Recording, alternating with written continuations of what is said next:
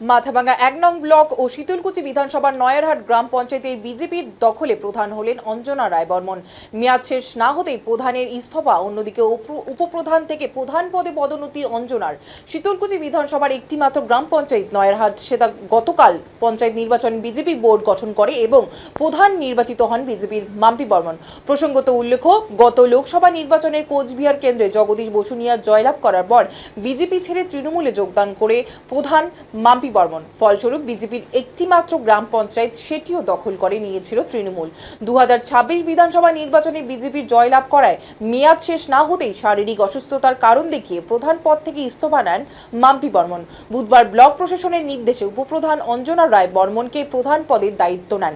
মঙ্গলবার কোচবিহার জেলা বিজেপির সদস্য দীনেশ চন্দ্র বর্মনের উপস্থিতিতে প্রধান হিসাবে অঞ্জনা রায় বর্মন নিজের অফিসের প্রশাসনিকভাবে দায়িত্বভার গ্রহণ করে।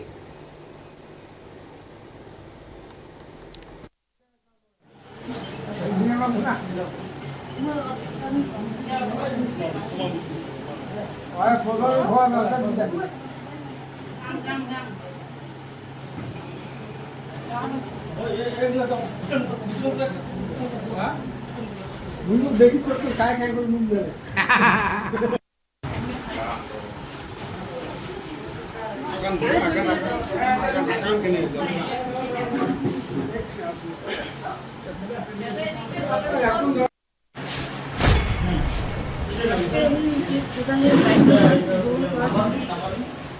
আমার সুবিধা না, জনসাধারণের মানে অসুবিধার জন্য, মানে জনসাধারণের জন্য পাশে থাকার জন্য আমার এটাই আর কি বলার, মানে জনসাধারণের কোনো অসুবিধা হয় না, তার জন্য ভিডিও বা ডাইরেক্ট ভিডিও থেকে মানে প্রশাসনিক লেভেল ওখান থেকে আমাকে কাজ হ্যান্ডওভার করে দেওয়া হয়েছে। যেহেতু প্রধান না থাকাকালীন, যেহেতু ইস্তফা দিয়েছে না থাকাকালীন আমাকে মানে চার্জ হ্যান্ডওভার করেছে। তো কোনো রাজনীতিকে বিষয় কোনো না, তো প্রশাসনিক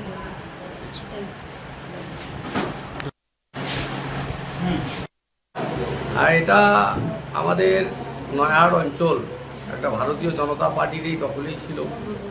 এখানকার ভারতীয় জনতা পার্টির আমাদের প্রধান মাম্পি রায়, তাই তো মাম্পি বর্মন উনি ছিলেন, কিন্তু গত 2024-এ লোকসভা ইলেকশনে আমাদের এমপি নিশীথ প্রামাণিক পরাজিত হওয়ার পর, তাই না, ব্যাপকভাবে আমাদের দল কুচবিহার জেলায় পর্যদস্ত হয় এবং সেই সময় একদম আমাদের মাম্পি বর্মন প্রধান অসহায় হয়ে পড়েছিল। আমরা ভারতীয় জনতা পার্টির পক্ষ থেকে ওনাকে ঠিকমতো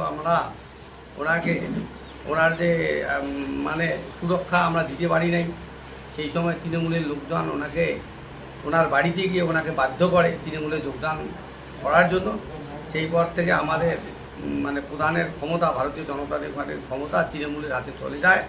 তারপর আমার 2026 সালে এই সরকার গঠিত হওয়ার পর এখানে পুনরায় এই মাম্পি বর্মন আমাদের কোণঠাসা হয়ে পড়ে এবং ইনি শারীরিক অসুস্থতা দেখিয়ে ওনার গত 25 তারিখে বিডিও অফিসে ওনার হিয়ারিং হয় এবং সেদিনে ওনার পদত্যাগপত্র ফাইনাল হয়। সেই সূত্র ধরে গতকাল আমাদের ভিডিও 1 নং মাথা 1 নং ব্লকের ভিডিও আমাদের রঞ্জনা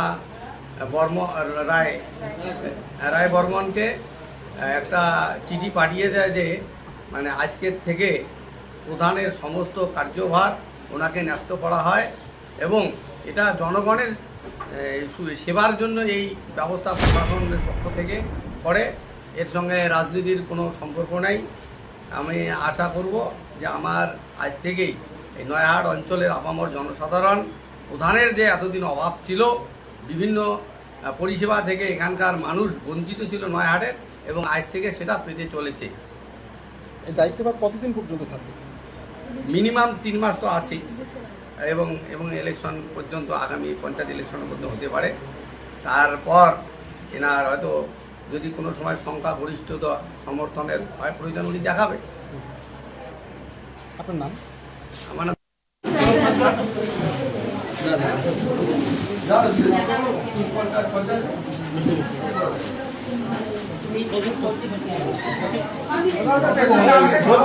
ঝোল